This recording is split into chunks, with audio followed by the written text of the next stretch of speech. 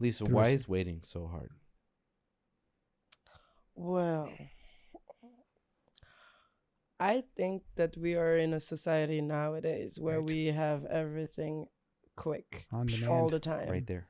And so it kind of removes the waiting process. So now, like, look at when you order something on Amazon, like you want it tomorrow. While back in the days, I don't, well, you are old enough to like write. No, wait. Corey, you are old enough. No, both of you, like even me, but like you lived at the time where you Lisa, had we're the to same age. I know, You but lived at the no, time when the what I meant is you will understand what I mean. Yes. Where you when you wanted to send, I don't know if you did that, but like I was sending letters to my friends Uh-huh. that were not living in the same city than me, Uh-huh. and to wait an answer back from that one friend. I was like what 8 or 9. I was like in the 80s, no, in the 90s. Sorry, I'm born in 91. And you had to wait literally maybe 3 weeks before they send Uh-huh. you back a letter. Mhm. And now we are upset when we didn't get an automatic answer in the Right. next 5 minutes when we order something. And so those things are practical things, so we don't think it's that bad. But now in the more intangible sides of life, it makes it really harder because it's stuff that we do not see, stuff Yeah. that we cannot anticipate.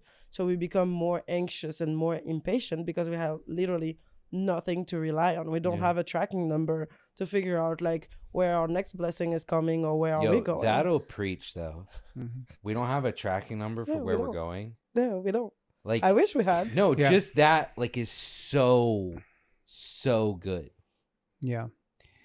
Yeah. I mean, I think that's interesting because that's a principle that is all throughout Scripture of sowing and reaping, Yeah. and that's the so relationship true. between the seed and the ground. Season, And the seed what- time, season, of harvest. Yeah. But I think it becomes. I think it's part of like societally. I think that God chose to use those as a metaphor because there is something that no matter what can't be sped up through that process. Mhm. Because we always talk about like, hey, beat your seeds and put them on good ground, Mhm. and then you'll get a harvest. But we don't actually talk about is the How wait. long? Yeah. And then we want to jump right from whether it's trying to be healthier, get back in shape. It's like, well, I'm gonna plant the seed. I'm gonna get up this morning. I'm gonna work out, and then we want a result Yeah, you very want to quickly. lose, like, I 30 didn't see pounds anything in 3 tomorrow, days. yeah. Like so that's disheartening. And we go, but like so yes, I think that your answer of like society, and technology and how everything that we interact with every day. I don't think it necessarily contradicts the principles of how God works, but like it makes us feel like I want something, I get something very Yeah. quickly, and healthy things in life I think in God, like I think He can move quickly, but like ultimately it's like it's not always that way.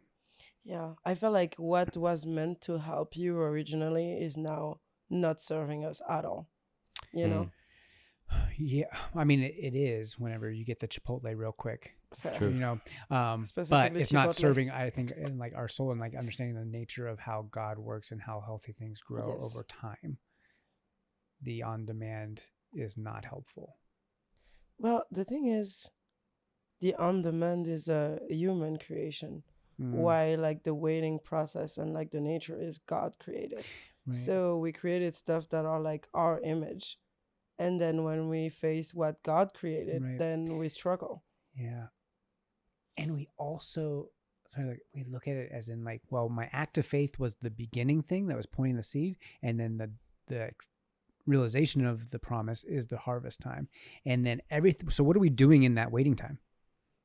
Just sitting there with our No. thumbs up our butt, waiting to be like, this could this come quicker? And it's like, Watching the what- seed. but what if we're like realistically like it's about like what are we learning through the waiting? Right. Yeah. Well, Well, it's like if that's you probably more the lesson than getting the piece of can. It's like take it's the that patience, like, analogy we- of seed time and harvest time, right? Of sowing and reaping. And what do farmers have to do from the time they plant until the time they have Correct. to harvest? Yeah. You have to water. You have to go through and plow. You have to pull the weeds. You have to tend and take care of that field. And you also have to prepare the place where you will put everything Correct. when you will go It to takes get a lot of work Literally. to get from sowing to reaping, like a lot of work. Yeah. And I think that what you're saying is so real. Of the world wants to show us that there's zero time or as little time as possible between sowing and reaping. but that's not actually a natural law. That's a man-made law. Whereas a natural law is sowing and reaping happens in seasons. Yeah. And in Ecclesiastes, it talks about there's a season for everything. Yes. It gives a whole long whole list of lot, all the yes. different things, right? But in Mhm. one of those verses after that, it says that, but God has made God has made. Can you look this up, Yeah. Matthew? Yeah. I don't know why I called you Matthew. I've never called you Matthew. I like it, I though. think it's There's a level of Ecclesiastes respect there. 3 something. But That's after that, there's something like God has made everything beautiful in its time, or something like that. Yeah. Right after the list of all of it. It's Ecclesiastes 3. It's after the list. Yes. Yeah, Like Ecclesiastes 3, It's maybe 8. Yet God has made everything beautiful for its own time. He has planted eternity in the human heart, but even so, people cannot see the whole scope of God's work from beginning to end. So I concluded there is nothing better than to be happy and enjoy ourselves as long as we can, and people should eat and drink and enjoy the fruits of their labor, for these are gifts from God. that of like Solomon, commonly believed to have written Ecclesiastes. There's some scholars who disagree. Is writing that like there is going to be time, but it's beautiful, and the best thing you can do is enjoy it. Yeah. Right, and this is coming from a man who had everything, Literally. who had every option, every indulgence, everything that you could possibly have.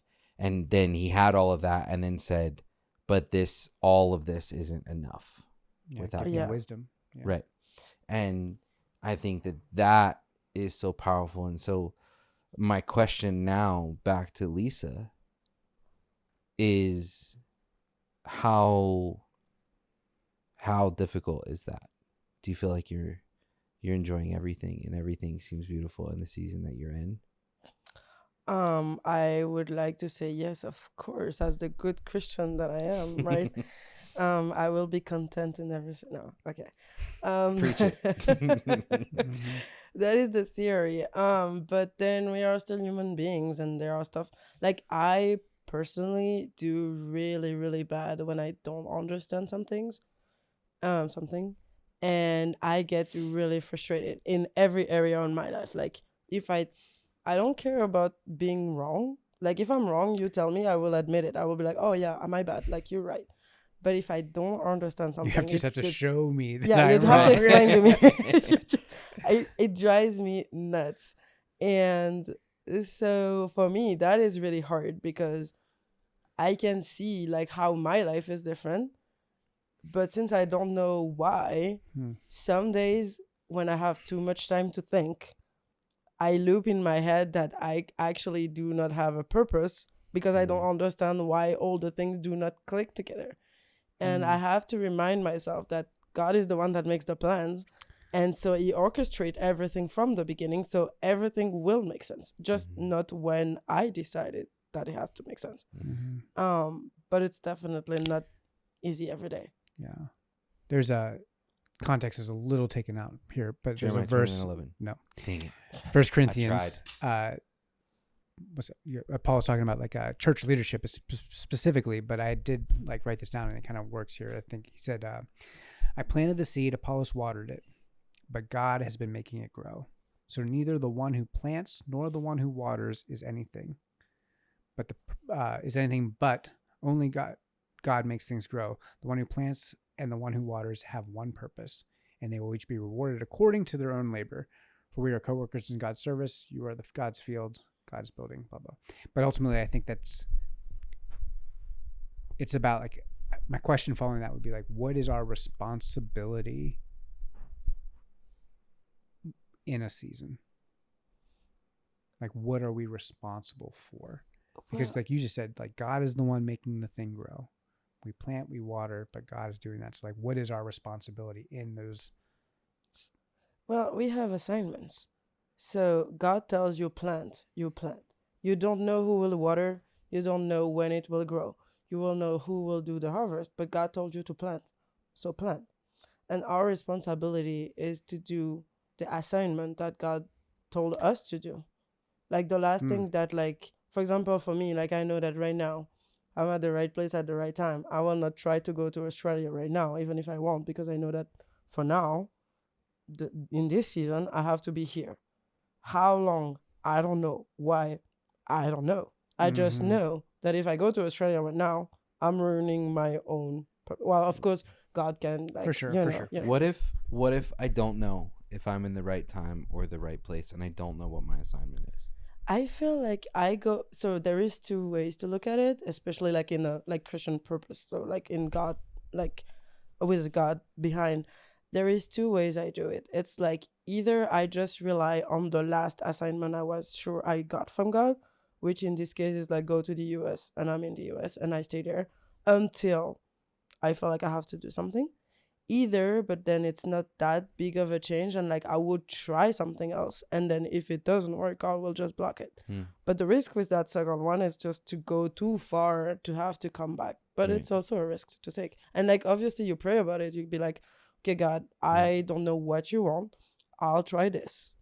If it's not you, block it. If Right. it's you, I think that is really critical.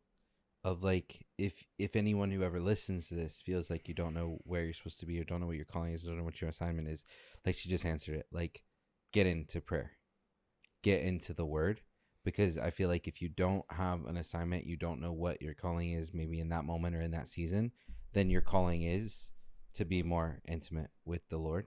Yeah. And go and seek that, right? Seek first. Okay. Matt, did you have something or no? No. All right. That was just random. Yeah, I mean, there's a lot of scriptures though that would affirm that and say that like that God directs our path. Mm. He's a lamp unto our feet, a lamp to our Mhm. path. I think where we get into the hard parts is when we're in seasons that we want to try to will our way out of it and force it. It's like I think if we have to be honest about like what's my real driver here, Right. like Yeah. what's the motivating thing? Yeah. Is it something that I feel like I'm lacking personally? So I feel like I'm gonna kind of will my way out of that. And I think that first off, whether you're talking in the Christian perspective or not, this idea, like think about it, like a lot of Eastern practices, like Eastern religion, like everybody is really doing a lot of work and fighting for this act of being able to be present, to be here, Mhm. to be now. It is an innately human thing to not be satisfied with what we have now Right. True. and to think about the next one. I can't, like, I don't know how, I have to do a lot of work to even enjoy vacations. So you talked about the thing, like if I had a magical day of waking up, having some brunch, mimosas, golf, more hangout, golf again, steak dinner, like that. If we had that on the books, which we do have a weekend planned tentatively And to do something. technically, we did that for Father's Day. Right. But I will tell you, there's what is twisted about me and maybe other people is it is actually not the day that I enjoy the most. Like it's not the round of golf. It's not the what I enjoy the most is the anticipation of I'm going to have a really fun day. So I have all this hype. It's the Christmas Eve thing. I'm so excited for it. And the best part of that Father's Day, my favorite part of the whole day would be like right when we meet up. Right. When we get in the car, right when we get to the like the first mimosa or your breakfast before you've done, and you got a whole day in front of you. But as soon as we tee up, Mhm. there's a clock that ticks in my head and being like, well, this is over. Yeah. And my perspective is always like, it's all like all my joys and the anticipation for the good thing Mhm. that it stops me from really enjoying the full moment. I feel like that's a Presently. new problem, man. That's a me problem. Yeah, You don't feel that way when you go on vacation? I don't Anybody feel else? that way No? till like the last day. Oh, I feel it after the first night. Like maybe I make it 24 hours and then I start thinking about, You're just the first Getting- night kind of guy. I Yeah. think about it, but not the same way. I will be like, at least I enjoy because then it will be done. At least I enjoy because then it will be done. And then it runs.